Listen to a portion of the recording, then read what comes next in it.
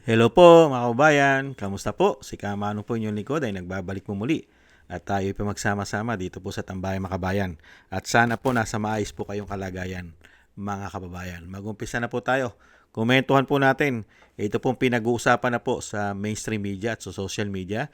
Yung pagbasura po sa petisyon kaugnay po sa sigalot sa liderato po ng Kamara ay dinismiss po ng Korte Suprema. Bakit? Pakinggan po natin mga kababayan at panuorin. Komentuhan po natin. Talagang hindi naman po talaga uubra. Dahil po pagdating po dito sa usaping ito, kailangan po ay batas. Nasa konstitusyon po ba natin? Kung wala, mali. Hindi po ba? Mali. Hindi po pwede itama ang mali. Yun po yun. Ito pa po. Umpisahan na po natin. Dinismiss ng Supreme Court kasabay ng kanilang sesyon ngayong araw ang petisyong inihain ng gurong si John Barry Tayam laban kina Senador Alan Peter Cayetano, Pia Cayetano at Loren Legarda. Ayon kay Supreme Court spokesperson Attorney Camille Ting, pinawalang bisa ang petisyon dahil sa kawalan ng legal standing o karapatan ni Tayam para maghain ng petisyon sa korte. Sabi ng Supreme Court, nabigo si Tayam na ipakita na siya ay nagtamo ng direktang pinsala sa mga aksyon ng Senado na kanyang kinu-question. Hiniling ni Tayam sa Korte Suprema na ideklarang isang valid quorum ang presensya ng 12 senador sa sesyon noong June 3. Ayon naman kay Tayam, pag-aaralan niya ang susunod na hakbang. Hinihintay din niya ang PDP laban na maghahain ng aksyon dahil sila anya ang unang nagsabi na magpa-file ng kaso sa Supreme Court. Sinabi na rin noong Lunes ni Senator Alan Peter Cayetano na hihintay nila ang grupo ni Senator Sherwin Gatchalian na magtungo sa korte. Binigyang diin ito kung ang pag-uusap ay legalidad, sila ang tunay na may hawak ng liderato sa Senado. Pero karapatan naman anya ng sino man na maghain ng petisyon sa mataas na hukuman. It's always an option for everyone. It's an option for the other side, for us, for the employees can also file. So let's see. Samantala si Senator Sherwin Gatchalian nanindigang sila ang tama dahil kinikilala anya sila ng ibang ahensya ng gobyerno at ibang mga grupo at organisasyon. Itong proceedings ng June 3 ay legal and valid. No? And therefore, isa lang ang Senate President pro tempore at isa lang ang acting Senate President. Dante Amento, UNTV, News and Rescue.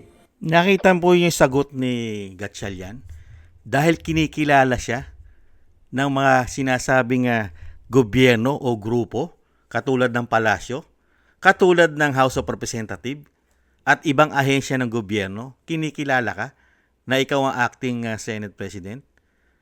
Bakit? Sila ba dapat ang masunod yung kilalanin kanila?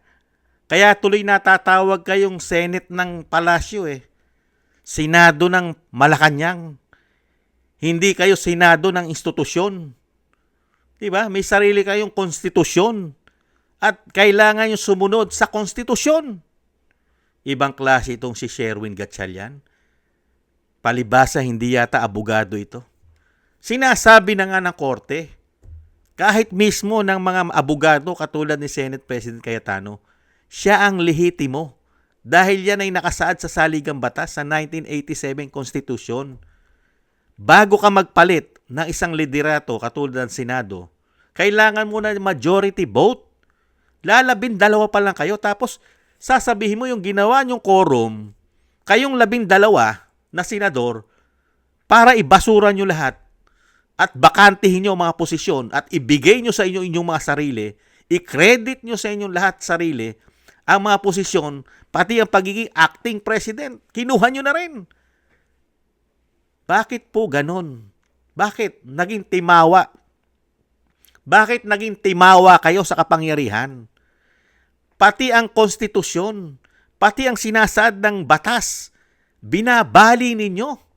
Sanay na sanay kayong mag-bend the law, break the law. Dahil kayo kinikilala ng palasyo, ang liderato mo, Gatchalian, ang kinikilala. Korte Suprema na nga nagsasabi. Hindi po ba? Katulad po ito, binasura itong petisyon ni John Barry Tayam na humihiling na ideklara na valid ang quorum na ginawa nyo. Hinihiling niyang valid. Kaya lang hindi siya kinatigan dahil doon sa kawalan ng legal standing. Talaga namang walang legal standing Unang-una, pag Pagka sinunod mo ang saligang batas, malabo magkaroon ng quorum at magpalit ng liderato nang walang majority vote. Katulad ng Senate President, ibinakante nyo ang Senate President at nagpaka-acting ka? Buhay na buhay ang Senate President. Bakit kasi hindi kayo makapag-intay? Ano ang reason? Yan ang tanong ng taong bayan Bakit hindi kayo makapag-intay na maging 13 kayo? Para maging legal. Wala kayong nilalabag na batas. Pati ang ating konstitusyon.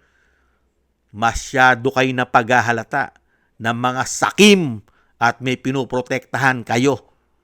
Kaya ayaw niyong pumayag kahit mali sa batas. Pinipilit niyo ang inyong mga kagaguhan. Di umano. Dahil proteksyon sa mga pinagagawa niyong mga kabalbalan. Di umano.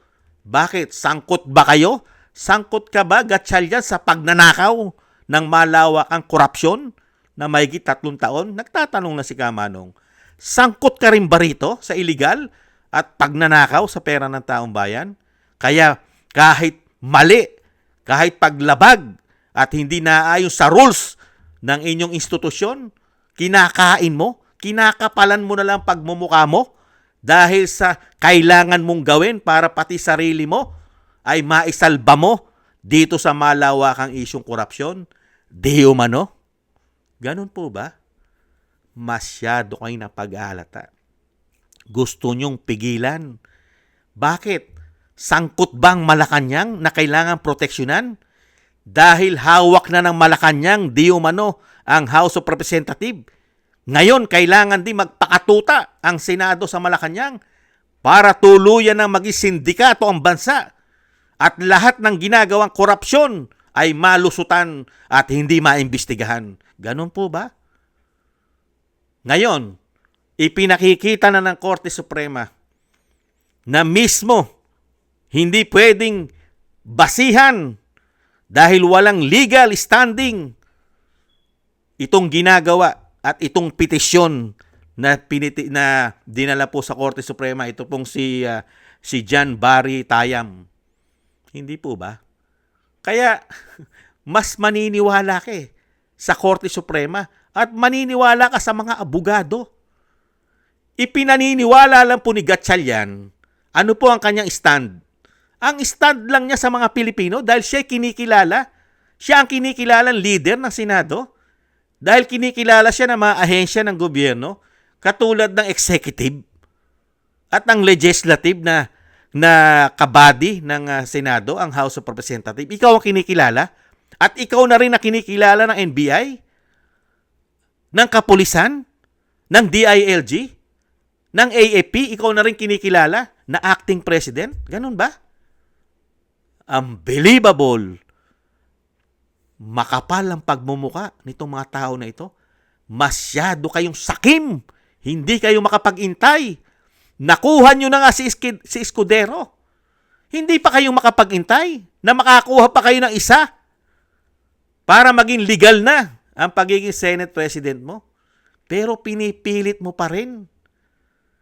Ginagawa nyong comedy. Ginagawa nyong comedy ang Senado.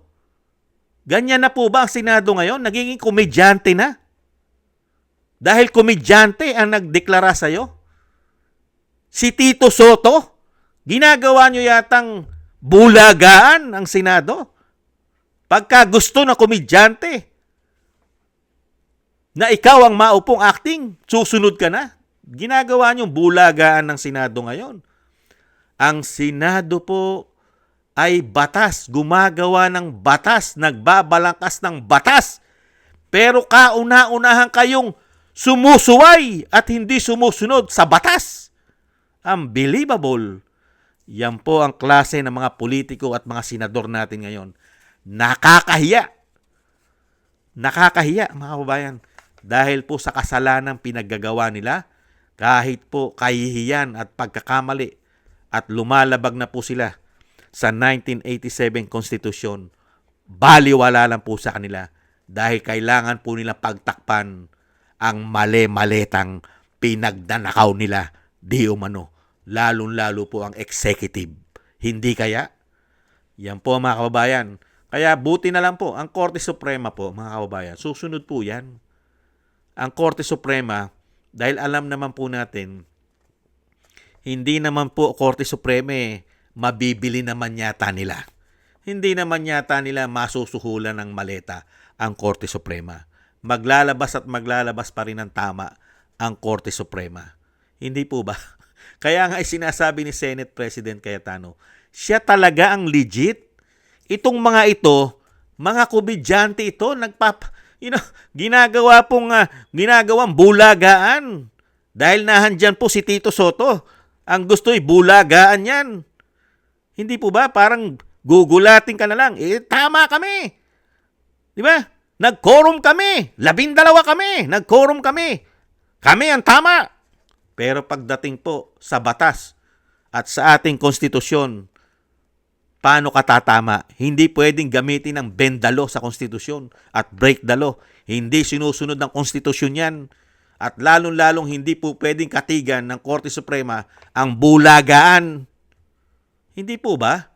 Yan ang mahirap Pagka ang mga senador na niluluklok po dyan ay komedyante, broadcaster, mga hindi abogado, tapos magnanakaw ng magnanakaw sa bansa, magnanakaw sa pera ng taong bayan, ngayon, pipilitin kahit labag sa batas para lang mapagtakpan ang kanilang mga kagaguhan at kawalangian at pagnanakaw. Di umano. Hindi po ba? Kaya po mga kababayan, tingnan pa po natin, marami pa pong kasunod dyan. Mga kababayan, excuse me po, marami pa pong kasunod dyan. Tsak na dadali naman po talaga nila usapin. Katulad niyan, one down. One down Wala na po ito. Ibinasura na po ito. Ito pong petisyon ni Jan Barry Tayan. Itong gusto niya humihingi ng ideklarang valid yung ginawang quorum nitong 12 senador. Mga kababayan, pero binasura. Di ibig sabihin, lahat po ng dadali nila dyan at ihilingin nila na valid. Pagka po dinala sa legal at batas, paano uubra? Paano ka magko-quorum? 24 ang senador. 24 ang senador, binakante mo ang mga posisyon, binakante mo, grabe ka. Tapos ikaw na rin nagtalaga doon sa mga kaalyado mo. Lahat ng kaalyado mo, doon mo binigay halos ang napaka-importante na committee. Katulad ng Blue Ribbon, ang chairmanship binigay mo sa isang broadcaster na hindi abogado at siya rin ay itinuturo na napakaraming maleta na nakuha. Tapos sa kanya mo ibibigay. Huwag niyong gawing tanga at bobo mga Pilipino. Kayo ang nakinabang sa pagnanakaw sa pera ng taong bayan, di umano. Tapos ngayon, hirap na hirap kayo, ginagawa nyo kami tangat bobo at mga gago. Magnanakaw kayo na magnanakaw, di umano. Tapos ngayon, pagtatakpan nyo ng pagtatakpan, gagawin nyo pang komedyante ang Senado at gagawin nyo pang bulagaan. Unbelievable. Yan po mga kababayan, ang napakahirap po sa ating bansa. Pagka nagkaroon po tayo ng Pangulo na tinatawag na bangag at bongit ng kanyang ate, walang direksyon ng bansa. Pati po ang Senado, ginagawa na pong perya. Sarsuela. Pati po ang mga senador, mga kababayan, kailanman ay hindi naging ganyan ang Senado natin. Never naging 2 ang Senate President sa kasaysayan. Kaya lang po naging 2 ang Senate President sa kasaysayan dahil po dumami ang magnanakaw na senador. Real talk. Kaya po naging 2 ang Senate President dahil napakarami na pala na mga magnanakaw, na mga nakabarong, naka-Amerikana sa Senado. Hindi po ba? Maraming salamat po sa Korte Suprema. At least yung nagpetisyon binasura. At least may idea ng mga Pilipino. Nagkaroon ng idea ang mga Pilipino na kailanman ay hindi magiging tama ang ginawa ng 12 nag-quorum. Hindi po ba? Kailanman ay hindi magiging tama. At kailanman ay hindi sila magiging majority. hanggat hindi sila nakakakuha ng isa pa na maghuhudas. Hindi po ba, mga kababayan? Maraming salamat po sa gusto po ng ating tambayang makabayan. At ganun din po sa ating mga subscribers, sa mga nagko-comment, like, share, and subscribe. At sa patuloy po nagsusubscribe. Mabuhay po kayo. Shoutout po sa inyong lahat. At thank you rin po sa mga gusto po sa mga nagbibigay po ng tulong at biyaya. Shoutout po sa inyong lahat. Shoutout po kay Eric Hershaw from Canada. Kay Baby Roman at Ate Isa from Cagayan Valley. Jem Aris from United Arab Emirates. Annie Jo. Norma Garcia, Mary Natividad Binden from Netherlands, Gay at Shena. Kay Tatay Nick from Toronto, Canada. Jesus Valdepena, Rolando Guerrero, Mila Yi, Felipe Shapno from Texas, USA. Rolando Timbol from Alberta, Canada. Melchorita Espinosa from Orlando, Florida, USA. Arturo Estranero from USA, Randy Crispino from Pasig, Mika Legaspi, Tessie Mantilla from Kuwait, Frank Zamora from California, USA, Romulo Di Vinagracia from Bacolod City, at Ma'am LB at Sir Manny from North Miami, Florida, USA. Maraming salamat po sa inyo po mga tulong at biyaya. Shoutout po sa inyo lahat at God bless po sa inyo lahat. Ingat po kayo sa inyo pumapagawa. At maraming salamat po sa inyo lahat, mga kababayan. At taste lang po muna tayo. May pag-asa pa pong makabangon ng ating bansa. Meron pa po. Huwag po tayo mawala ng pag-asa. Muli po, paalam. Bye-bye.